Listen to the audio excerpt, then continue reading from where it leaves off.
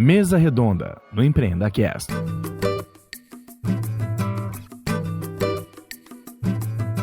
Olá, amigos sonhadores! Este é mais um episódio que a gente vai conhecer a teoria na prática. Estão presentes na mesa redonda do Empreenda Cast, Júlio da Mata. Opa! E aí, pessoal, tudo bem? Rafael Silva. Fala, pessoal, tudo jóia? E o professor Marcel Nobre. Fala, rapaziada, todos bem? Muito bem. O Júlio, que é podcaster do Tá Na Mesa, empreendedor, palestrante e consultor de negócios em food service.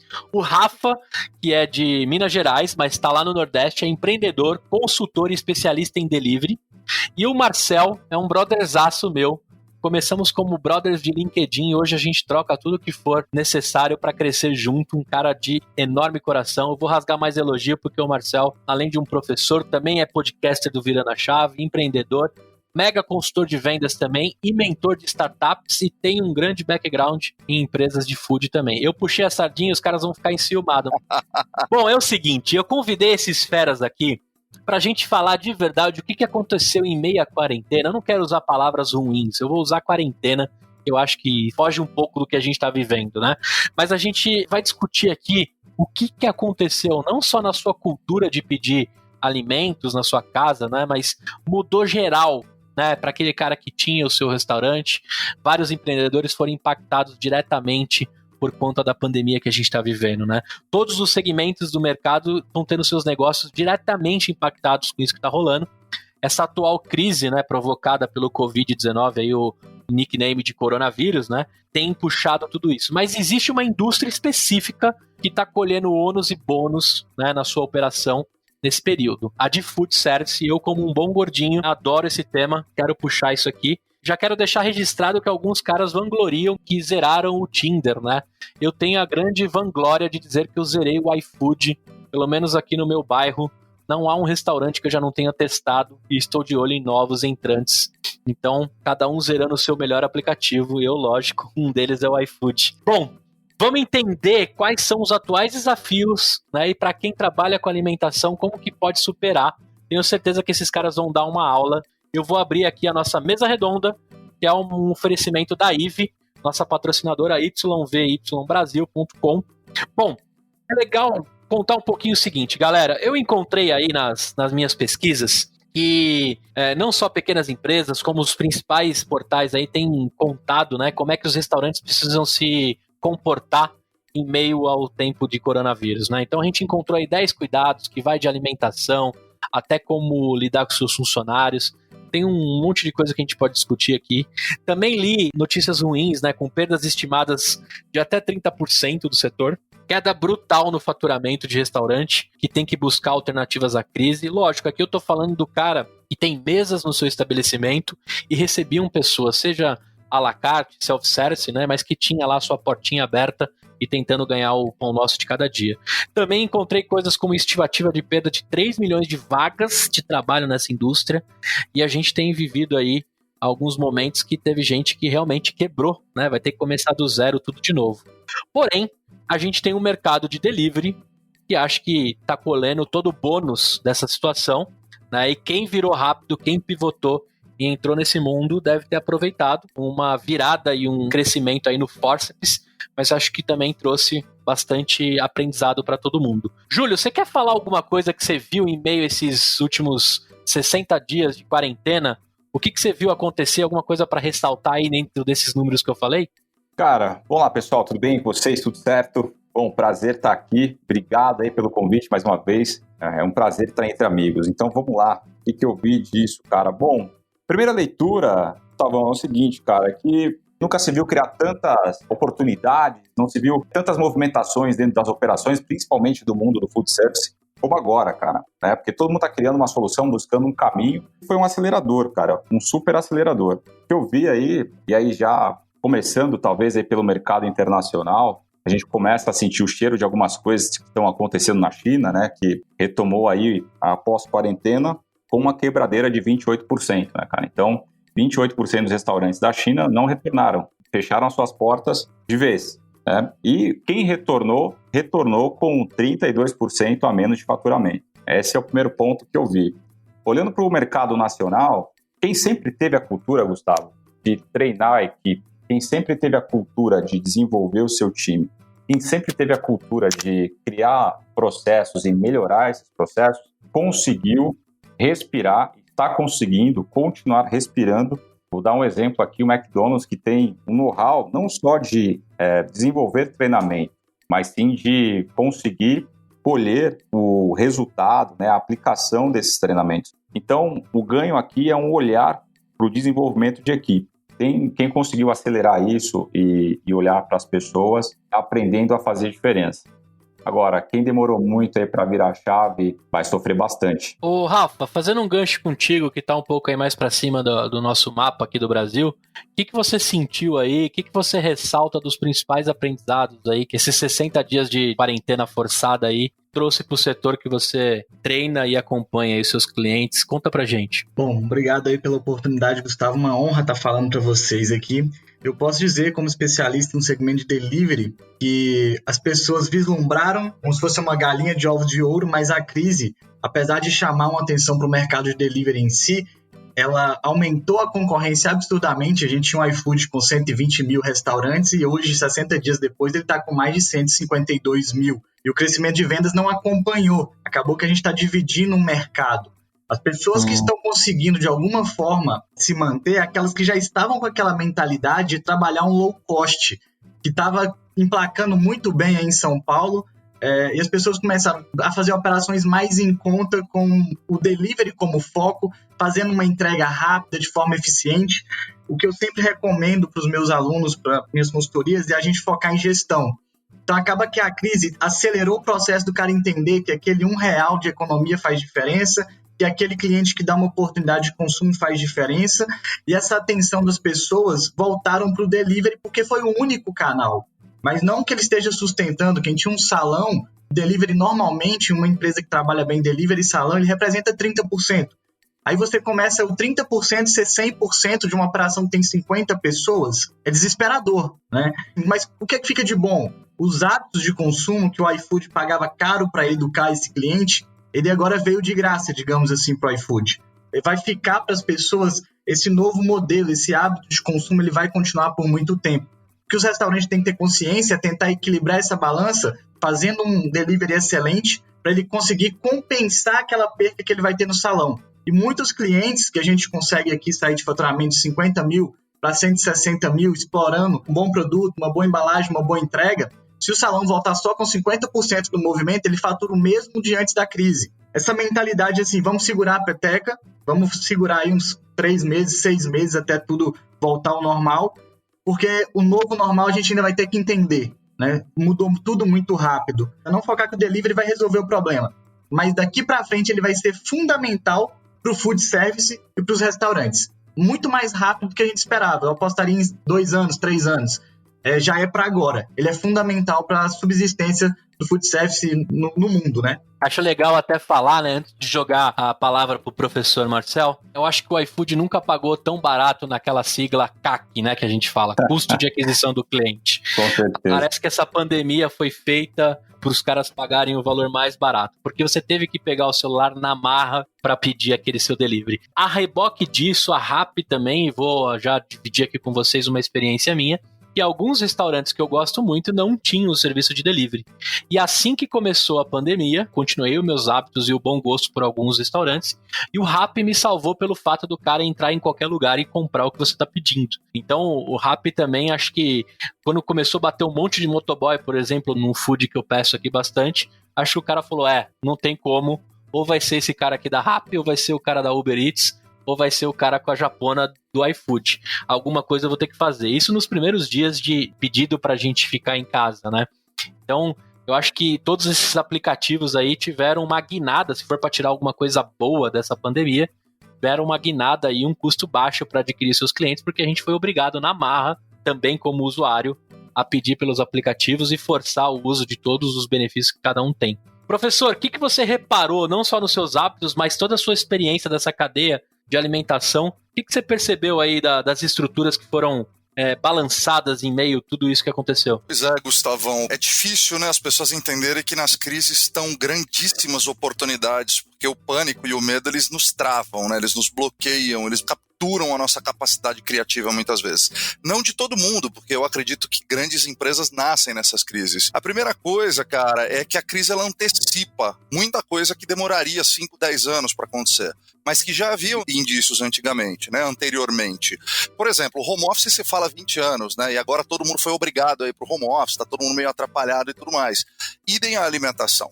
A alimentação também vem passando por um momento de transformação de ambos lados, né? Um lado no modelo de negócio com real estate super caro e que é difícil parar de pé, e do outro lado as pessoas se habituando a comer em casa.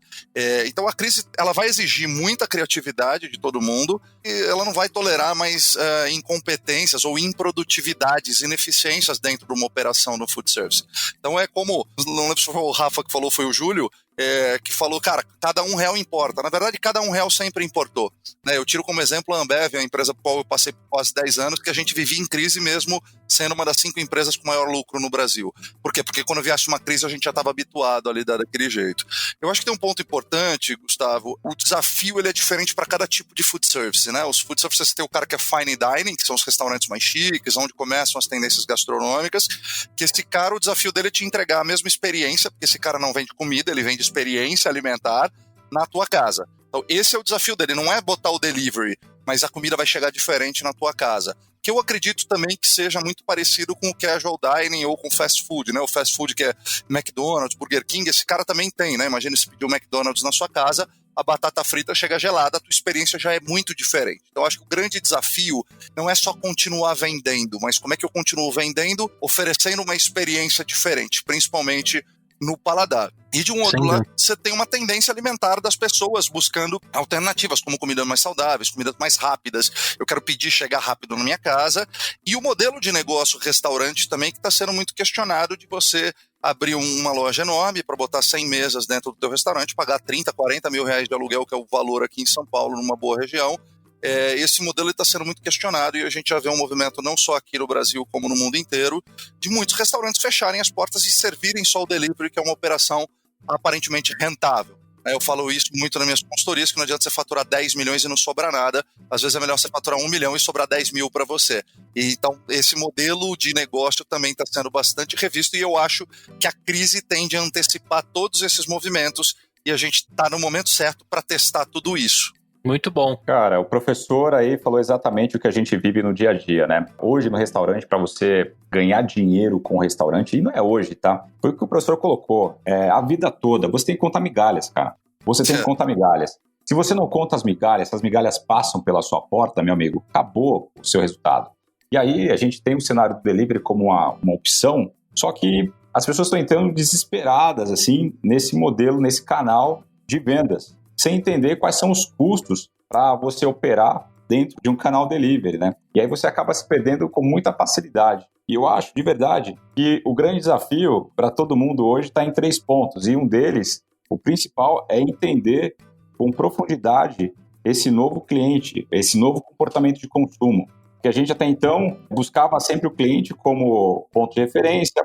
Aí você tinha como meta ali aumentar a sua receita, aumentar o seu faturamento e ficar cortando o custo. Então você tinha esses 3 pilares aí. E aí o que é legal também nesse ponto é que agora acabou o espaço para o medíocre, né? Não vai ter espaço para o mediano. O ponto legal aqui é para isso, porque algumas operações vão fechar porque tem que fechar. Não inovaram, não se reinventaram, não conseguiram entregar qualidade desde um passado já um pouco distante até, não é de agora. E aí tem situações de, por exemplo, você tem uma equipe com 30 pessoas, certo? Vou contar um caso aqui de um amigo que, chefe de cozinha, o cara é um espetáculo. O que ele fez na crise? Montou um delivery. Só que o cara manda bem demais. Ele começou vendendo ali, o cara tá explodindo agora. Você acha que esse cara retorna? Não retorna. Por outro lado, o mercado vai ter muita gente boa, certo? Muita gente bacana, profissionais competentes. E aí, o profissional que é mais ou menos, você acha que esse cara vai ter espaço? Vai depender muito de quem está fazendo gestão do restaurante. Esse cara que conta migalha vai começar a entender que é super importante ele também começar a contar migalhas não só de faturamento, mas de todos os detalhes que compõem a operação dele. Esse é o detalhe aí super importante que o professor colocou, que eu queria puxar. Cara, a gente falou de entregar uma experiência, né? O Marcel falou isso bem. O Rafa também disse do lance da concorrência, de quem entregar melhor. A gente falou de low cost, né? E a gente tá colocando várias variáveis aí, né? Que pode dificultar e faz todo sentido quando a gente fala de contar as migalhas, né? Aquele R$1 vai fazer uma diferença. Mas, Rafa, o que você tá acostumado aí, já que a gente trouxe alguns números, né? Que o iFood saltou de 120 para 150 mil restaurantes e ficou a guerra do sushi, a guerra do hambúrguer, a guerra de quem entrega a melhor experiência, mas com preço baixo. Como é que acha essa equação, cara, perto do que você tá fazendo aí pelo Nordeste, em Teresina especificamente, né? É muito além de uma caixa bacana e de uma logotipia diferente aí, né? O look and feel das embalagens. Onde tá isso aí, cara? Eu sei que faz parte da sua venda, né, como consultor, mas o que você puder falar aí, como é que esse cara que tá tentando se reinventar faz tudo isso junto? Gustavo, por incrível que pareça, é muito simples, né? Tem que entender a expectativa do cliente e a nossa obrigação como restaurante. Eu sempre digo que existe uma tríade. O restaurante ele tem que se preocupar com o produto, a embalagem e a entrega. Nessa ordem, saiu o pedido, produto excelente, embalagem excelente, com lacre, com toda a segurança alimentar e um despacho ágil dentro de 15, 20 minutos no máximo, independente do dia da semana. Só que o cliente, a percepção dele é contrária. Ele vai analisar a primeira expectativa dele, se a sua entrega foi eficiente, se a sua entrega foi rápida. Depois ele vai olhar para a sua embalagem, se ele vai postar e mostrar para as pessoas que ele comprou da sua empresa. E por último, ele vai ver se o seu produto é bom. Então, o empresário ele tem que entender o que é a função dele e aquilo que ele quer que o cliente perceba. E não é complexo isso. Óbvio, dentro da consultoria tem 30, 40 variáveis para chegar na excelência. Mas fazer o básico bem feito, sabe? Quando você entende isso, você não briga mais por preço. A gente briga por eficiência e quem gere melhor, como o professor falou perfeitamente, é o tempo inteiro cortando ali as despesas, né? Diminuindo os custos para você conseguir se manter no mercado. Todo mercado é assim, o delivery não é diferente. Muito bem. Marcel, você vai ficar conhecido como professor porque eu te chamo assim, mas o Marcel, ele é professor da Conquer, uma escola fantástica e muito além de professor, ele é um cara fantástico aí, mas ficou como professor, cara. Você vai ser o nosso professor do La Casa de Papel, vai ser do La Casa do EmpreendaCast. Obrigado, cara. Na verdade, é muita responsabilidade. Eu sou professor há menos de 2 anos, cara. Isso me deu uma autoridade que eu não esperava e eu acho que eu nem tenho tanto assim. Eu tenho que tomar cuidado com a síndrome do impostor aqui, mas obrigado. O que eu queria comentar aí, em cima do comentário do Rafa, é muito interessante, Gustavo, Rafa e Júlio, que a gente passou por uma era, cara, que era assim, eu preciso vender meu produto, né? A gente precisa colocar um produto, e todo empreendedor passa por isso na cabeça. Então eu preciso colocar um produto, eu sei fazer um bom hambúrguer, a crise tá pesada, eu não tô fazendo nada, eu faço um bom hambúrguer, vou lá na minha casa, começo a fazer. E aí, primeiro, o cara não tá preparado para escalar. Quando você bota no iFood ali, ou em qualquer outro aplicativo, você tá entre milhões. Mas vai que você cai na graça ali que seja e chega um pedido de 300 hambúrgueres. Se você não entrega isso, você já começa muito mal, você já começa a ter um monte de reclamação, você não tá preparado para aquele crescimento, o tiro acaba saindo pela culatra. E inicialmente as pessoas querem vender. Depois elas querem vender mais. E elas se preocupam muito com quantitativo. Eu vendi 200, eu vendi 300, eu vendi 100 mil. Depois elas querem fidelizar. E muitos nem chegam até esse passo, ou muitos nem pensam ainda em chegar nesse passo. O cara só quer mandar e ver se a galera tá gostando ou não, mas tá pensando um pouco em como é que eu faço para fidelizar aquele cara. E agora, Gustavo, a gente passa por uma era, não é mais de cliente fiel. Você não tem que ter cliente, você tem que ter fã. É o cliente promotor, né? É o NPS, o Net Promoter Score, que eu preciso ter gente que vai me indicar para os outros. Não só que vai comprar, recomprar, mas é o cara que vai promover a minha marca adiante. E eu acho que o grande problema é que quando a demanda aumenta, fica mais difícil de você conseguir pensar pedido a pedido, como é que eu faço para o cara que recebe do outro lado ser surpreendido e me tornar um fã. Porque pode ser que se essa primeira experiência não tenha sido positiva, desde a entrega, da embalagem ou da qualidade do produto, eu nunca vou conseguir transformar esse cara num fã. Então, além de tudo isso que o Rafa falou aqui, a gente ainda tem que falar o seguinte, como é que eu me conecto com esse cara, além do motoboy que foi entregar comida, mas pode ser através de redes sociais, através de comunicado, através de respostas criativas, mas como é que eu me conecto com aquele cara para que ele seja um fã do meu produto e ele indique para os outros, porque esse reduz o meu CAC a 0 praticamente nesta conta. Esse bloco é um oferecimento da Fit Anywhere, que tem lá o banco que em 3 metros quadrados você transforma tudo numa academia.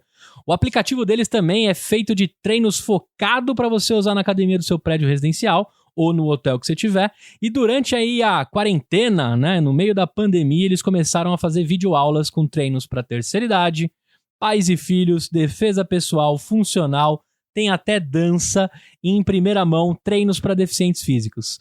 Baixe nas melhores lojas Tenho certeza que você vai gostar. Fit Anywhere, democratizando o acesso às academias.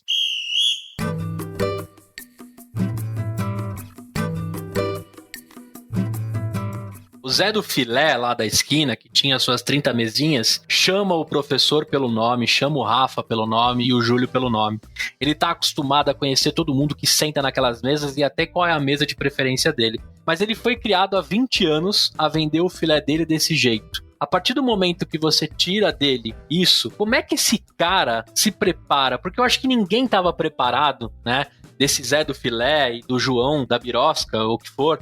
Esse cara não estava preparado para entregar essa experiência além do visual. Você acredita, ô Júlio, jogando um pouco pro que você tem visto aí dentro das franquias e dos caras que você visitou, você acha que alguém estava minimamente preparado para dar esse salto? De criar essa relação não pessoal e sim digital, sabendo que o fã ele vai te avaliar por toda a jornada até a comida da casa dele? Porque o Zé não vai conseguir mais chamar todo mundo pelo nome, né? Vão ser números numa tela que vão caindo os pedidos e as coisas vão saindo daquela cozinha, né? Você acha que alguém estava preparado para isso? E quem se preparou, por que conseguiu, né, a tempo se adaptar a isso? Sim, tinha uma galera preparada já. Esse movimento, por exemplo, de Dark Kitchens, ele não começou agora, ele começou lá em 2017, Delivery Center, que era uma empresa do iFood, os caras montaram um projeto lá no Rio de Janeiro. O que é isso pra galera que é leiga entender? O Delivery Center é uma central de delivery, né? Uma Dark Kitchen ou uma Cloud Kitchen é uma cozinha dedicada a fazer uma operação de delivery. O que acontece? Esse movimento ele surgiu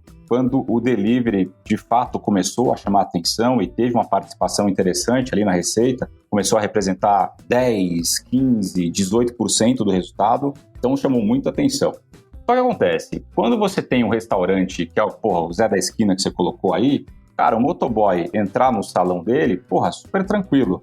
Agora, o dono do restaurante não quer o motoboy entrando no salão, por exemplo, de um casual dining. Vou colocar aqui um América, saca? Porque o cliente dele olha lá e acha aquilo muito estranho. A percepção era muito estranha, olha só, né? Como as coisas mudam de posições. Hoje os motoca estão na rua correndo para garantir todo mundo bem dentro de casa. Aí, o que foi feito? Vamos buscar uma cozinha que é uma cozinha afastada, né? Aí é o Dark Kitchen, né? O motoqueiro vai entrar, vai retirar o produto e não vai precisar passar pelo restaurante. Esse movimento lá em 2017, a galera já com um projeto de centralizar isso em pontos onde tem um mapa de calor, tem muita inteligência por trás disso, onde é feito um mapeamento, né? Para você entender de onde vêm as demandas e tudo mais. Essas tracanas são muito bem feitas hoje. A inteligência que tem hoje, um iFood, uma Uber Eats principalmente, que ela cruza vários dados, inclusive com os dados da Uber, a Rappi, enfim. É muita coisa bacana, assim, parruda, que ajuda, que auxilia. Então, esse movimento começa a surgir, Rafa, e tomar forma, primeiro ponto, pela importância dentro da receita. E aí surgem as cozinhas afastadas, aí as Dark Kitchens ou Cloud Kitchens, por conta desse perfil de restaurante que não aceitava a presença do motoqueiro dentro da cozinha. Aí, um outro ponto que você colocou, tinha gente preparada? Sim, tinha uma galera preparada aí já. Tem gente muito competente hoje, já fazendo um excelente trabalho. Desde a operação, porque como o Rafa colocou aí, você tem que garantir que o produto chegue na hora combinada, que ele chegue na temperatura ideal do produto, e que no momento que você abre aquela embalagem, cara, o produto tem que estar arrumado, não é só a embalagem bonita, né?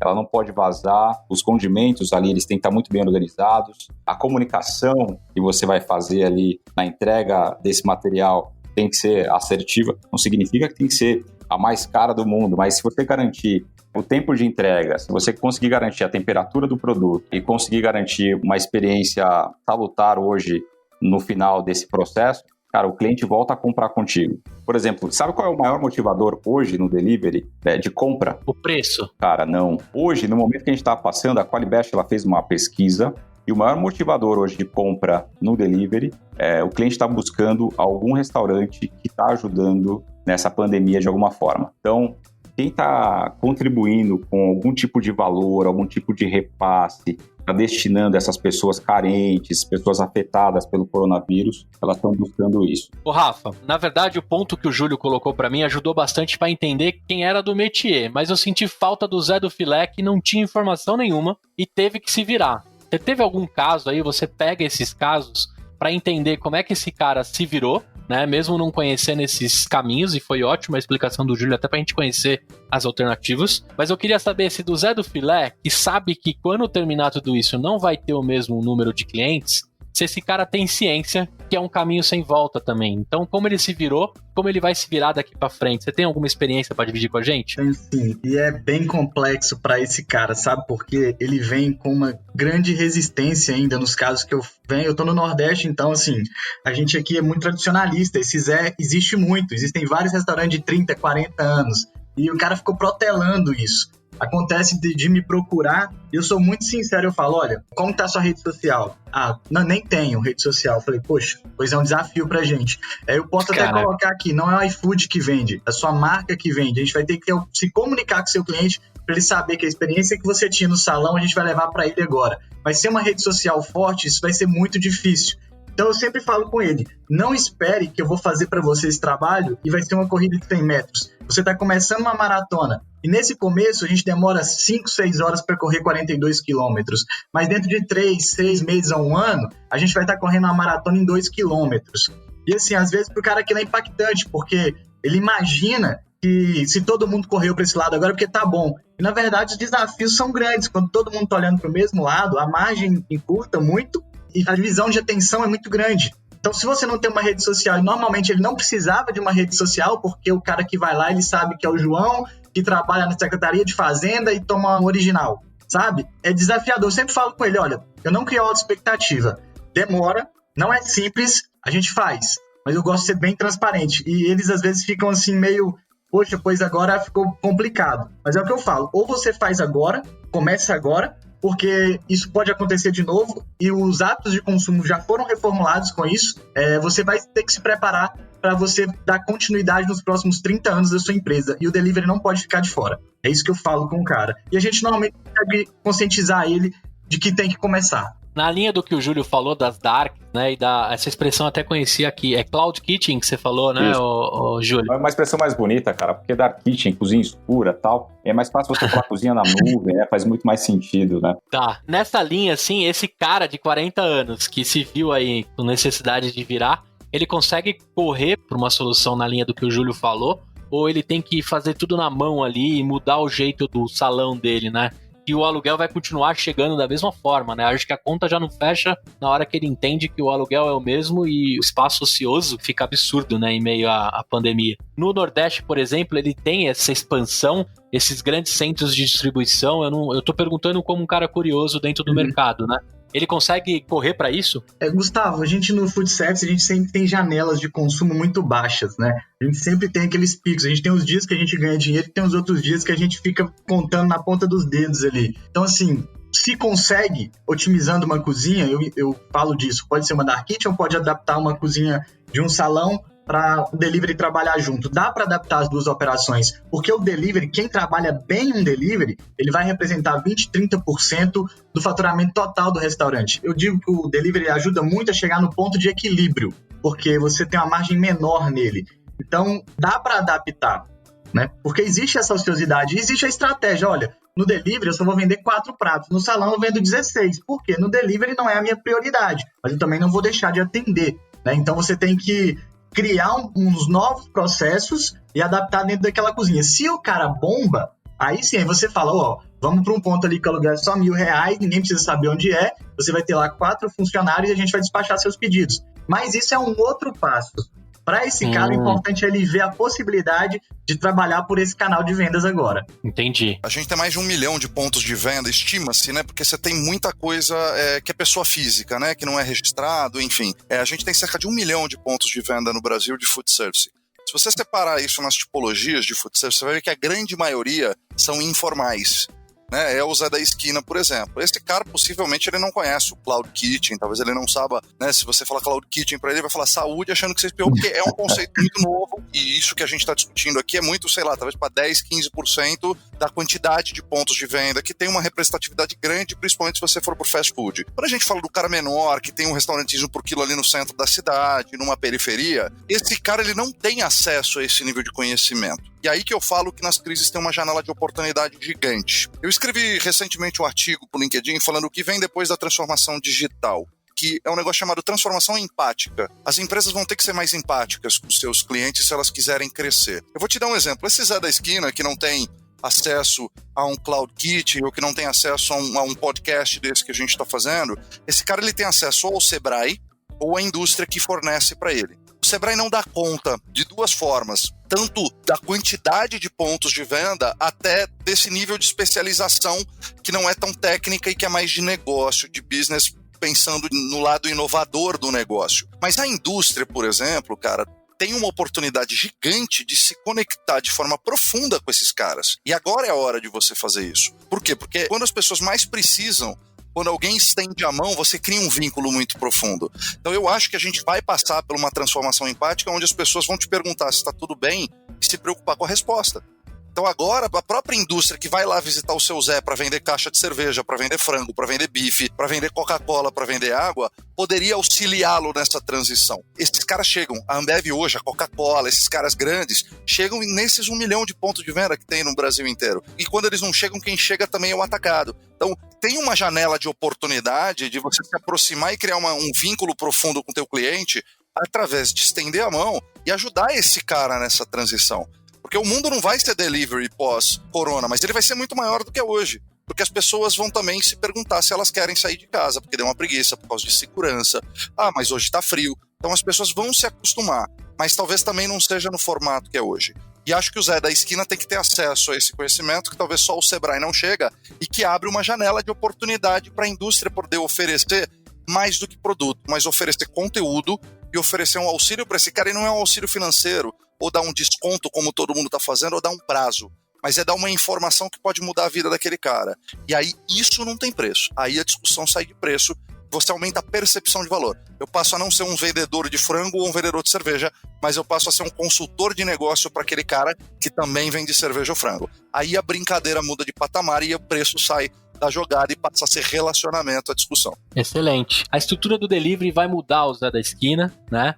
E a gente entende que ele vai ter que, pelo menos, praticar o delivery porque não tem mais volta. Eu lembro muito da minha história, assim, empreendedora e do que eu observava das empresas. Posso estar falando alguma bobagem, vocês vão me corrigir porque vocês são feras no assunto. Mas eu entendo que o McDonald's trouxe o conceito do drive-thru, de você pegar o seu lanche com o seu carro. Eu lembro também o conceito de delivery, né, de entregar os seus lanches. O Mac até demorou um pouco. Porra, acompanhei esse processo do McDonald's, a implantação do delivery no McDonald's, cara. Então, o delivery eu também lembro de uma boa referência do Mac, mas eu lembro que ele chegou atrasado. A pizzaria do meu bairro era mais ligeira no lance de entregar na motoca.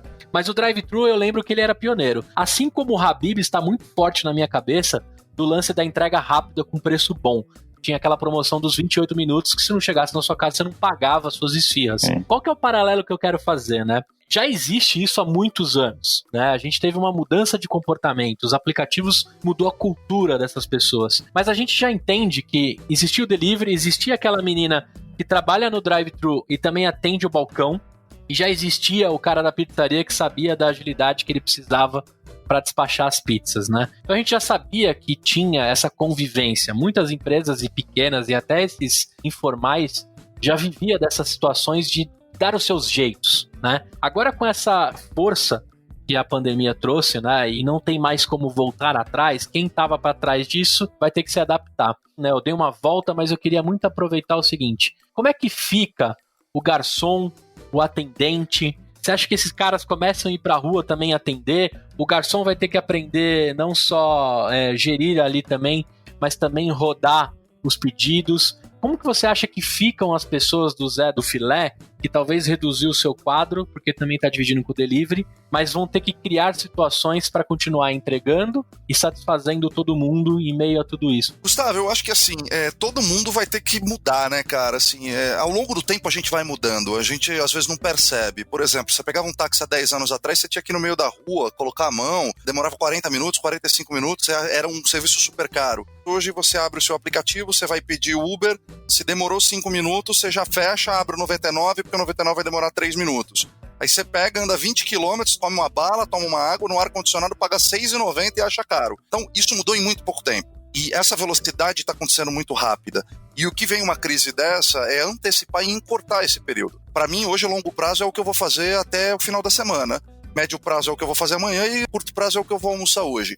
Então todo mundo, tanto pessoas quanto empresas, precisam se reinventar para um novo mundo que ele está acontecendo e que ele foi antecipado, ele foi acelerado. Então o garçom que só sabia servir, ele vai ter uma dificuldade depois. Vai ter garçons que vão precisar servir? Vão, mas provavelmente muito menos do que existem hoje, assim como advogados e médicos, por conta da inteligência artificial e de tudo que está acontecendo. Então eu acho que sim, o que é importante tem aquele cara, eu acho que a gente vai ter que ser sempre multitask. O mais rico é você ter 7 ou 8 carreiras do que ter uma carreira só na mesma empresa. E os garçons, os cozinheiros, esses caras vão ter que ser multitask e eles vão ter que aprender 2 coisas, a serem criativos e a segunda coisa é sempre pensar no cliente. O que você faz para surpreender o cliente na ponta? Seja servindo uma mesa, seja preparando um delivery. Né? Hoje você tem experiências em marcas que fazem isso muito bem. A Reserva é uma delas, é uma das pioneiras. Primeira vez que comprei uma roupa da Reserva e chegou na minha casa, tinha foto de quem embalou a roupa para mim.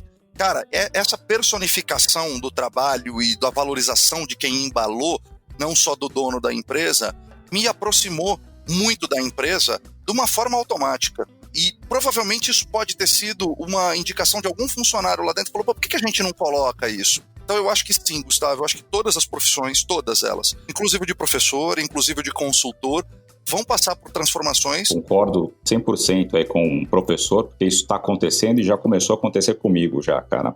Então eu já estou mudando aí muita coisa do que eu fazia, o formato, o modelo de negócio, inclusive. Então mudou muita coisa. Mas só por curiosidade, cara, o drive-thru do McDonald's nasceu por uma necessidade, né? Nasceu lá no estado da Arizona. Os soldados não podiam circular dentro dos comércios, né? E então andavam pelos carros. O que o McDonald's fez? Abriu um buraco na parede, né, para atender os militares ali no estado e uma semana depois abriu o segundo buraco. Então tá aí o drive-thru. Né, que legal. Que a gente tem hoje. Um ponto aí que eu acho importante que o professor colocou é o seguinte, quando a gente fala de salão, cara, a gente pega aí um NPS, né, o Net Promoter Score, faz uma avaliação, isso pegando com base é uma plataforma que eu utilizo, né, para fazer uma comparação dentro do cenário nacional, onde existe essa ferramenta. E a avaliação é a seguinte, 70% são promoters, né? Entre detratores e neutros fica ali em 30%, ou seja, a gente tem uma grande oportunidade dentro do nosso serviço hoje no salão de 30%, que a gente acaba perdendo aí. O que eu estou querendo dizer com isso? Imagina o seguinte, imagina o mercado, né, o segmento de alimentação, o movimento aí do food service, começar a talvez estabelecer uma ferramenta de NPS para esse colaborador, para esse garçom. Imagina você conseguir medir o desenvolvimento dele com o time, né, trabalho em equipe, taxa de conversão, começar a olhar os indicadores e todo mundo ter acesso a essas informações.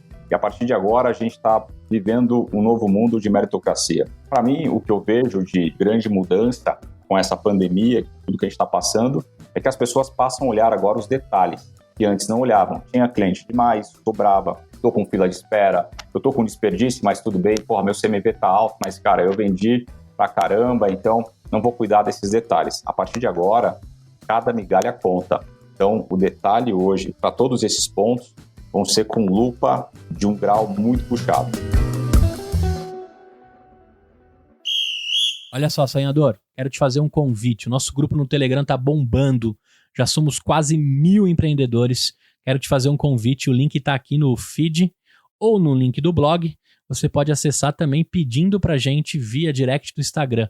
Então vem pro nosso grupo no Telegram, encontre um sócio, encontre parceiros, valide o seu negócio e tenha apoio. Não importa em qual canto do Brasil você tá, sempre estaremos conectados na maior comunidade empreendedora da podosfera.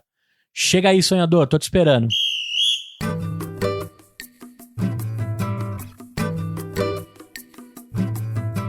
Eu, empreendedor, que quero montar um delivery ou que fui forçado em meio a essa pandemia a montar um delivery, como é que o iFood, o Rappi, o Uber Eats atua dentro do meu negócio? Quais as opções que eu tenho? Se eu não tenho, por exemplo, a galera da entrega, né? Os motoboys não são contratados. O que esses caras fazem para crescer o meu negócio e quanto eles ficam dessa fatia? Bom, primeiro os caras investem milhões em publicidade e os clientes são deles. Eles não escondem isso de ninguém. O pessoal pode ficar muito zangado, mas o iFood, o cliente é do iFood. Tanto que ele não passa nem o telefone do cliente pra gente.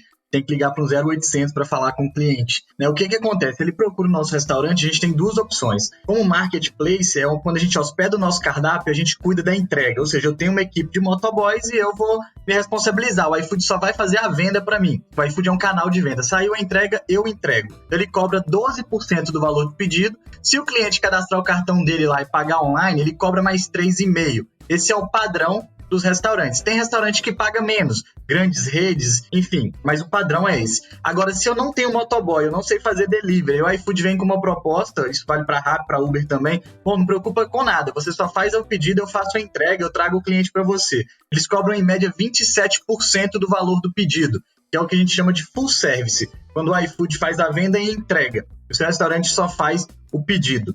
É alta essa taxa, eu considero uma taxa alta, e eu recomendo sempre tentar ter uma equipe de motoboy, e para você ter uma equipe ser viável, você tem que ter volume. Tem que sempre fazer a conta, tem que estar na ponta do lápis ali, a questão da demanda, do número de pedidos, da sua margem de lucro, incluindo as taxas do aplicativo, e não pensar que o aplicativo ele é um predador. Na verdade, ele está trazendo para você clientes que normalmente não estariam comprando da sua empresa. O empreendedor ele tem que ter essa consciência também. O pessoal só quer ficar criticando, mas na hora que está com propaganda lá no jogo de futebol, na hora que a Juliana Paz está na novela falando do iFood, ele gera uma oportunidade de venda também. Aí a gente vai brigar pela atenção do cliente nas redes sociais, com tráfego patrocinado, com excelente serviço, com uma boa avaliação que deixa um lastro de competência do restaurante, e o cliente ele vai tomar aquela decisão, né? Então, é bom o pessoal ter essa noção. Os aplicativos trabalham exatamente dessa forma. Mas cada vez mais eu percebo, não só nas embalagens da pizza, né? Que acho que pizza é um negócio mais fácil de lembrar, né? Do delivery, pelo menos pra mim. Cara, cada vez mais vem o folhetinho reforçando que se eu pedir pelo aplicativo da pizzaria, eu pago mais barato. Se eu pedir pelo aplicativo da pizzaria, eu ganho uma coca. Isso é um movimento geral ou só aqui no meu bairro, cara? Não, é geral. Todo mundo quer sair da taxa dos aplicativos, porque o pessoal ainda tem essa visão predatória do aplicativo. É o que eu falo, é um canal. Você pode ter o seu canal próprio também. As pessoas podem ter aplicativo próprio que só paga mensalidade, que é, sei lá, R$100 por mês. E o cara tá lá pagando, mas ele vai ter que trabalhar para fazer o cliente entrar lá dentro. Ele tem que ter essa consciência também. Hoje tem cardápios digitais no WhatsApp, né? Então a galera quer migrar. Só que é muito difícil competir com esses aplicativos. Os caras gastam milhões em mídia, eles pegam os melhores horários. E o cliente ele não quer ter vários aplicativos. O cliente ele quer entrar ali, ter várias opções. Então, assim, existe sim esse desejo das pessoas de tentar sair dos aplicativos, mas em muitos casos eu posso até dizer que é em vão. Tem que ser analisado todo o cenário. Eu, como consumidor, Rafa, eu te confesso que eu já vi até folhetos bem sedutores com relação que eu ia me dar bem com a grana. Mas eu confesso que eu continuo no aplicativo pela comodidade. E outra coisa também que se acelerou muito em meio à pandemia foi o lance de aceitar os principais vale-refeições que não eram tão práticos para pagamento online, né? Pagar aqui com o meu VR na boca do meu prédio, eu tava mega acostumado. Agora, pagar com o meu VR, né, pelo aplicativo, isso daí foi uma parada que apareceu na primeira semana de quarentena. Isso foi absurdo, né? Porque eles entenderam o comportamento do empregado que estava em casa e não estava se locomovendo, né, até o local que ele usava aquele vale-refeição. E aí eu confesso para você que por essas ofertas que eu recebo das pizzarias e dos outros locais, não me apetece mais porque a maioria desses aplicativos ainda não estão aceitando de forma de pagamento online meu vale-refeição. E aí eu continuo ficando pela comodidade, sabe? Eu não consigo sair daquilo. Eu guardo todos os folhetos com muito carinho, porque eu já entreguei folheto de pizzaria, eu sei o quanto o cara gasta ainda naquela mídia, né? Eu guardo aqui com carinho e a cada virada de ano eu tenho que fazer uma bela limpeza. Mas eu confesso que eu não saio, cara. Eu não consigo sair dessas 3 plataformas que a gente falou o episódio todo. É o contraponto. O que eu sempre analiso é o seguinte, ele paga lá 15%. Mas para ele levar o cara para o aplicativo dele, ele vai ter que dar algum desconto, que às vezes é o mesmo valor que ele estaria pagando para o aplicativo. E você ter muitas opções para o seu funcionário também não é tão positivo. Tem pessoas que querem ter 4, 5 plataformas, o funcionário às vezes sabe mexer em uma, tem dificuldade em outra. Então tudo depende muito da questão do processo. Vai ser até interessante o contraponto do Júlio aí, quero até ouvir ele comentando, porque assim, é interessante, eu recomendo ter outros canais de venda, mas não tomar essa decisão porque está achando ruim a relação com o aplicativo. Você tem que proteger a sua marca e ter uma boa relação com o aplicativo e com o seu cliente. Perfeito. Cara, o Rafa colocou aí, eu acho que o ponto alto é o depende, né? Porque a grande briga hoje é o iFood é dono do cliente, né? Então você não tem acesso, porque ele faz todo esse trabalho que o Rafa explicou aí, ele é dono do cliente. Então a briga do dono do restaurante é por essa base. Não, eu quero ter o dado do meu cliente, tá? Mas você vai fazer um trabalho, relacionamento com ele, você vai estreitar uma relação com ele, esse é um ponto para fazer sentido você investir no aplicativo próprio. Um outro ponto que faz sentido é você também ter mais canais de venda. Querendo ou não, você, com o aplicativo próprio, tem aquele cliente, tá? Por exemplo, você falou, eu tenho uma comodidade aqui. O cliente da pizza, por exemplo, cara, eu vou falar, cara, eu compro pizza no mesmo lugar. Enquanto os caras estão me entregando do jeito que eu gosto, cara, eu continuo ali. O que me impede de abrir o aplicativo da pizzaria sabendo que eu vou ganhar um desconto de 10%, eu vou ter algum outro tipo de vantagem ali se eu continuar comprando com ele, eu vou lá, abro o aplicativo da pizzaria e peço. Ou seja, existe essa fidelidade, essa recorrência quando dá tudo certo. Só para você ter uma ideia de dados, assim, um cheiro de percentual. Eu tenho aqui um relacionamento com uma rede de pizzarias de São Paulo, e hoje o aplicativo próprio já representa 38% da receita que vem do delivery. Legal isso, hein, cara? Só para complementar o que o Júlio falou aí, Gustavo, eu acho que é interessante esse dado aqui, porque o que o Júlio falou faz sentido, com certeza é uma marca forte. Eu tenho um cliente em Dourados, no Mato Grosso, que ele chega a fazer 500 pedidos em um dia. Lá tem 200 mil habitantes e 90% é telefone ainda. A gente fica olhando muito para o barulho que os aplicativos fazem, mas existe um mercado do tamanho igual ou maior ainda que tem que ser desenvolvido no interior do Brasil, entendeu? É realmente relevante, mas você imagina uma cidade com 200 mil habitantes, o cara fazer 500 pedidos em um domingo, tudo pelo telefone, ele tem 7 pessoas só atendendo o telefone a noite inteira. Animal. Acho que tem um ponto importante que a gente está falando e que aí eu tento sempre trazer aí para a janela das oportunidades e para minha área de conforto, que é mais a área comercial. Você tem 2 clientes, né? Você tem o cliente, que é a pessoa que pede, que é a demanda, e você tem o cliente, que é o restaurante, que é a oferta. Você, na verdade, é um intermediário que conecta oferta e demanda, né? E o mundo hoje está se tornando peer-to-peer. Você conseguir conectar isso direto, que era a proposta desses aplicativos, só que esses caras sempre começam cobrando muito alto, até porque ele era uma startup, ele precisava fazer o negócio parar de pé e bancar uma expansão. O que acontece ao longo do tempo é que vai entrando mais 3, 4, 5 aplicativos diferentes e aí as margens começam a baixar, como acontece com o carro por aplicativo. Mas é muito louco, porque os caras, Gustavo, eles trabalham com o cara que não quer trabalhar com ele, mas trabalha por ter necessidade. E porque ele não percebe valor no teu serviço. Por quê? Para um cara do restaurante, o iFood ele é 2 coisas. Ele é um canal de venda e ele é um custo. Que ele vai ter que colocar isso ou na margem dele ou ele vai ter que aumentar o preço dele. Eu acho muito arriscado negócios que são pautados e que sobrevivem só apenas desses aplicativos. Hoje em dia, obviamente, por causa do delivery, mas o tempo todo que eu peço alguma coisa no iFood ou no Rappi ou no Uber Eats, inclusive eu tive uma experiência horrível com o Uber Eats, eu apaguei o aplicativo porque foi horrível a experiência em 2 determinadas situações e a forma como eles lidaram com isso não foi muito boa. Mas esses caras, imagina que eu sou um restaurante, eu fico o tempo todo tentando tirar um cliente do iFood para tentar trazer pro meu, onde eu ganho margem. Então, o desafio principal aí para mim desses aplicativos é como é que eu passo valor, não só ser um canal e um custo, porque enquanto eu for um canal de vendas, enquanto eu for relevante, beleza. O dia que eu deixar de ser relevante, esse cara vira as costas e vai embora. Ou seja, a percepção de valor disso é muito baixa. É quase que uma necessidade enquanto ele é bom pra mim. E uma outra coisa é eu sou um custo pro cara. Enquanto eu sou um custo pro cara, o cara vai tentar me atacar o tempo todo porque ele precisa reduzir custo para ele sobreviver. Aonde é que quebra isso? Aonde eu consigo passar percepção de valor muito maior do que só um serviço. E esse eu acho que é o turning point, aí, o ponto de virada para mim. É a hora que eu consigo ter clientes promotores que identificam valor no que eu gero para ele, seja conteúdo, seja uma curadoria de alguma coisa, uma consultoria. Que eu acho que esses aplicativos ainda não chegaram nesse nível, e aí eu vou pedir para o Rafa responder se para ele o iFood, ele, além de um canal de vendas, também é um custo, se tem alguma outra coisa que o iFood ou esses aplicativos entregam para ele, porque para mim, sendo só um canal de venda ou um custo, o Rafa sempre vai tentar trazer os clientes do iFood desses aplicativos para comprarem direto com ele e de alguma forma ele vai conseguir, de certa parte, fazer isso. Essa relação dos aplicativos em relação à percepção do cliente, né, do restaurante que eu digo, ele sempre achou muito caro. E os aplicativos eles cresceram de uma forma tão rápida que eles não se preocuparam em nenhum momento como que o dono do restaurante estava se sentindo.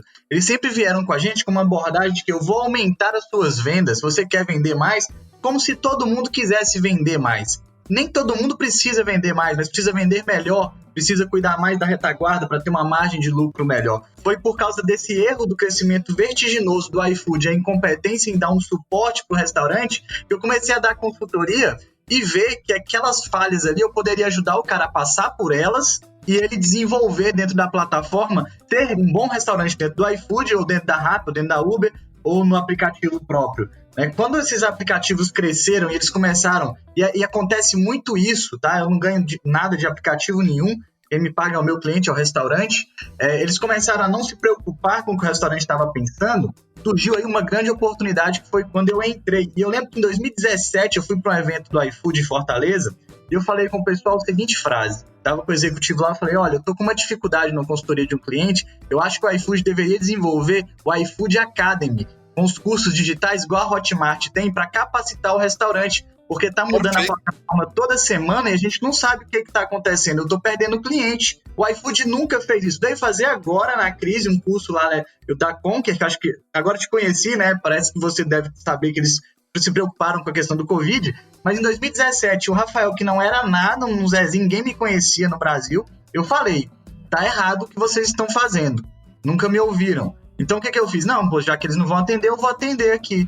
Aí hoje eu tenho todos os estados do Brasil que eu tento ajudar eles a entender qual a melhor forma de atender o cliente final para ele valorizar a marca dele e não o iFood.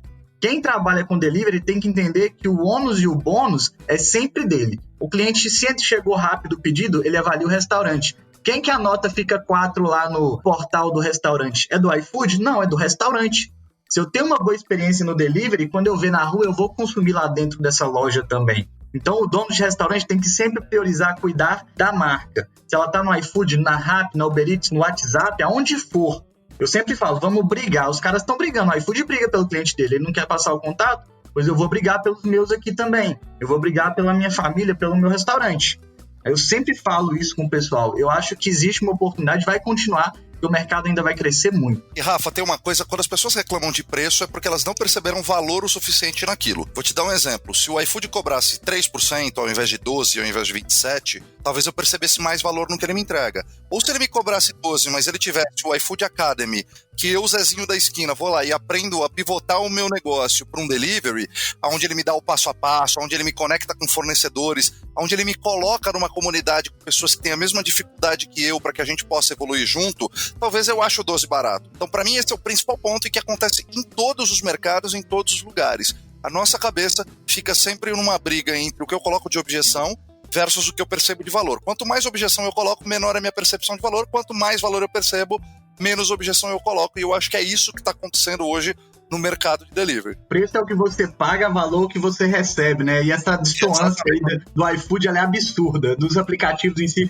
ela é absurda. Por isso que esse mercado ainda tem muita oportunidade. Tudo que você e o Júlio falaram no começo, dessa parte de desenvolvimento de mercado ainda, do público se acostumar ao que vai ser o delivery, é por isso que eu falo, não chegou no final e está muito longe. Porque alguém vai ter que conectar as duas pontas. Eu não tenho dinheiro para desenvolver o aplicativo e investir o tanto que o iFood tem. Mas enquanto eu puder capacitar o restaurante, eu vou ficar fazendo na minha força do Rafael aqui, do Júlio aí em São Paulo. Mas uma hora vai entrar um aplicativo e vai falar, peraí, vamos conectar a vontade de comer aqui, com a comida, com a fome, vamos fazer junto. Se o iFood não acordar, o mercado muda tão rápido, como você falou o caso dos táxis, talvez em 5 anos a gente vai estar conversando de novo, não é o iFood, é o aplicativo do Zezinho, talvez. O próprio WhatsApp, que pode virar de um dia pro outro, também o meu aplicativo para pedir comida, né? O Instagram fez isso agora, né, Gustavo? Deu oportunidade. Nada impede o Instagram ter um cardápio lá digital e não cobrar a comissão do restaurante. Sim. A Apple pode fazer isso, a Samsung. A guerra pelo super app tá com todo mundo, né? A galera das fintechs, a galera das foodtechs, tá todo mundo querendo, né, assinar o seu super app. A hora que alguém conseguir se consagrar com o super app, que na minha opinião, o único que tem essa condição hoje é o WhatsApp, a hora que uma dessas grandes conseguir se tornar um super app, rapidamente você vira o hábito das pessoas para ter tudo num aplicativo só. Assim como é na China, né, pelo WeChat e por aí vai. Olha só, chegou a hora de você ajudar o EmpreendaCast a dar um salto maior. Eu quero te fazer um convite. Você pode ajudar o EmpreendaCast em www.empreendacast.com.br/apoio, escolher o melhor plano de assinatura e toda a sua grana vai ser revertida em mais conteúdo. inclusive para pagar o nosso Stag e o Luquinhas, que fornece todo o conteúdo aí nas comunidades. Te faço um convite, inclusive para escolher os planos, alguns com benefícios exclusivos e acesso a uma rede de descontos de todos os nossos parceiros, com um grupo exclusivo e privado no WhatsApp. Te espero lá, sonhador!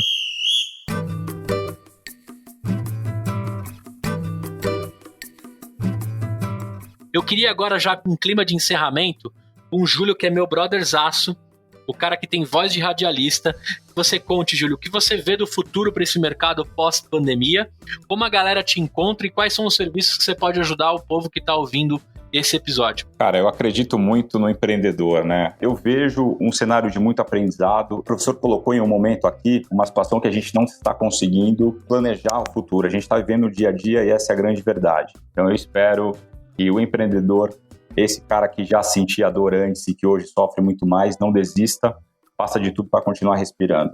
Eu tô no Instagram, @DaMataJúlio. Eu ajudo pessoas com o conhecimento que eu tenho dentro do mundo do franchising, dentro do mundo do food service, postando ali situações de melhoria em operação e gestão de pessoas, em marketing principalmente, e pretendo aí avançar um pouco mais nesse mundo digital para chegar para mais pessoas, principalmente para esse Zezinho. Eu quero ajudar esse cara pequeno, tem muito conhecimento bom, porém muito técnico e pouco tático, pouco estratégico e muito menos aplicável. Então é esse caminho que eu quero seguir aí. E agradeço aí, Gustavo, o convite. Você é um cara incrível, sou seu fã, você sabe disso. E vamos pra cima, cara, vamos fazer acontecer. Valeu, Julião, eu agradeço, eu tenho admiração por você também. Eu lembro lá no dia da minha oficina que tinha acabado as vagas, você mandou Instagram, cara, me coloca na vaga, se alguém faltar eu quero ir. Você queria muito se tornar um podcaster e que legal que você se tornou. Você já tem voz de radialista, né? Se cuida aí, Gazeta e qualquer outra rádio que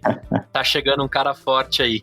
Rafa, você que buscou sua vida aí na parte de cima do nosso mapa, um local que eu adoro, já morei aí perto também, gosto demais dessa região, gosto mais desse povo e vejo como um mar de oportunidades. Tem muita coisa legal para fazer. Quem de fato arregaça as mangas e faz, assim como você tá fazendo, tá tomando cajuína direto da fonte, né? Que eu sei que a Teresina é a terra do cajuína. O que você acha que vai acontecer daqui para frente nesse pós-Covid? E deixa aí suas redes e como é que você pode ajudar um empreendedor que de alguma forma tá ouvindo esse episódio. Bom, Gustavo, obrigado pela oportunidade aí. Tenho que agradecer o Júlio aí por essa indicação também. O Júlio foi um presente que eu ganhei nos últimos meses, ter conhecido o Júlio. A gente fala a mesma língua quando o assunto é empreendedorismo. A minha rede social é @RafaelSilvaMG, Rafael com PH. Lá eu tenho vídeos, postagens gratuitas mostrando delivery na prática, no meu dia a dia, dos meus clientes. Dias como eu já fiz mais de 800 entregas em um dia, como fazer. Eu oriento mesmo na prática, mostrando a minha cara, a minha família, para poder ajudar as outras pessoas e, consequentemente, a gente aumentar o mercado. Eu acredito que o mercado ele vai se profissionalizar. Quem tiver essa consciência de que esse é um mercado que vai ser um mercado profissional, que ele vai destoar lá na frente. Vai acontecer agora a questão de muitas marcas estarem fechando e, às vezes, a marca vai fechar, alguém que tem um recurso compra só aquela marca, leva ela para o delivery, faz isso com eficiência e vai conseguir prosperar, o cara vai poder ter 4, 5 marcas dentro de uma cozinha escura. Eu acredito que o mercado vai ficar cada vez mais profissional e eu quero estar perto das pessoas que vão criar isso. Essa é a minha missão daqui para frente. Obrigado aí pela oportunidade, prazer estar com vocês. Muito bom, Rafa, obrigado, cara. E você, professor, o que você tá fazendo? Para onde vai parar isso aqui tudo? E como é que a galera te encontra além do LinkedIn, com seus artigos e pensamentos indigestos? Obrigado, Gustavo, pelo convite. Pô, amarradão de estar aqui com você. Um prazer conhecer Rafael e Júlio e aprender com eles aqui. Cara, eu tô no Instagram com o Marcel P. Nobre, Marcel P. de Pato Nobre, onde eu também estou produzindo conteúdo. No LinkedIn, onde eu produzo mais conteúdo, que é Marcel Nobre, se botar Marcel Nobre Podcaster, olha eu me achando podcaster com 6 meses de podcast no ar. Mas já descobri que assim você me acha mais fácil. É lógico. Você pode ser quem você quiser, cara. Esse é o bacana do mundo atual. Esse é o bacana, cara. Mas agradeço muito o convite, é um prazer estar aqui. Gustavo, pra frente, cara, eu vou me arriscar aqui, porque eu acho que qualquer maluco que fizer uma previsão acima de 2 semanas tá completamente maluco, mas como eu também sou doido, eu vou tentar fazer. Eu não sei um caminho exato, cara, mas eu enxergo muito que a gente vai sair disso muito mais antifrágil, alguns antifrágeis, outros mais resilientes. A gente vai sair mais produtivo, dando mais valor a coisas mais simples e a cada R$1 de custo dentro dos negócios e a gente vai ter que sair mais criativo, cara, porque a forma a gente não sabe como vai ser, mas a gente sabe que vai ser diferente, que vai ter que ser mais produtivo, que vai ter que ser mais eficiente e, principalmente, cara, mais conectado de uma forma empática com os nossos clientes. A gente tem que olhar pelo lado do cliente, a gente tem que perguntar se está tudo bem e se importar com a resposta. Eu acho que é isso que eu posso deixar. Obrigado, foi um prazer estar aqui com vocês hoje. Muito bem, acho que o papo aqui foi pesadíssimo. Eu sabia que ia dar coisa boa, estou muito feliz com o resultado. Agradeço de coração a presença de vocês. Sou um cara privilegiado em conhecer vocês. Prazer, Rafa, te conhecer hoje, né? Ter uma proximidade. Vou acompanhar seus stories, sua família, o seu trabalho. Muito bacana. Muito obrigado pela sua colaboração também. Júlio, muito obrigado pelos contatos. Marcel, pelo papo de sempre, vou te convidar mais vezes, né? O Virando a Chave, um podcast sensacional que você aí que tá ouvindo o EmpreendaCast e tá, de repente, no CLT, tá pensando em virar a chave, assim como o Marcel também virou em todas as companhias que ele trabalhou. Eu acho que é um bom convite para você ver outros viradores de chave, né? Empreendedores e entrevistas fantásticas que o Marcel faz. Fica a dica para você. Já o Júlio, com o seu podcast, tá na mesa, certo? É isso. Rola que dias da semana, Júlio? Toda segunda-feira. Toda segunda-feira tem o Tá na Mesa. E o seu, professor, sai que dia? Toda segunda-feira também, a cada 2 semanas. Muito bem, segunda-feira é o dia dos podcasts. Para você que ficou com a gente até aqui, eu só tenho a agradecer. Que bom que você ficou, que de alguma forma eu tenha te entregado um conteúdo para você superar esses períodos de quarentena com a família, em proteção. Se possível, fique em casa, é muito importante. Se você está ouvindo isso aqui depois da pandemia, que bom que a gente passou por isso, né? Tomara que a gente tenha um Brasil melhor, um país melhor e cada vez mais empreendedor. Eu espero que você tenha gostado desse episódio assim como eu gostei. Não deixe de enviar seus comentários, feedbacks pelas nossas redes, site, fanpage, Facebook, Instagram, Twitter, tudo @EmpreendaCast. Todos os links e tudo que a gente comentou vai estar aqui no post. Me adicione lá no LinkedIn, é só procurar Gustavo Passi, Agitador de Inovação. Tô lá como apresentador também do EmpreendaCast. Se você é ouvinte e tá curtindo isso pelo Spotify, a gente tá lá também. E não esqueça de clicar no botão seguir para você ser notificado dos próximos episódios que saírem. Toda segunda tem um episódio com o empreendedor, toda quarta uma pílula de vendas ou de investimento e toda sexta essa mesa redonda, que é um oferecimento da IVE Brasil, que é um parceiraço nosso, o Marcelo, que fechou com a gente esse grande sonho aqui de continuar trazendo essa mensagem. Deixe lá no iTunes suas 5 estrelinhas e o comentário, o feedback, a gente lê tudo. Até a próxima e tchau!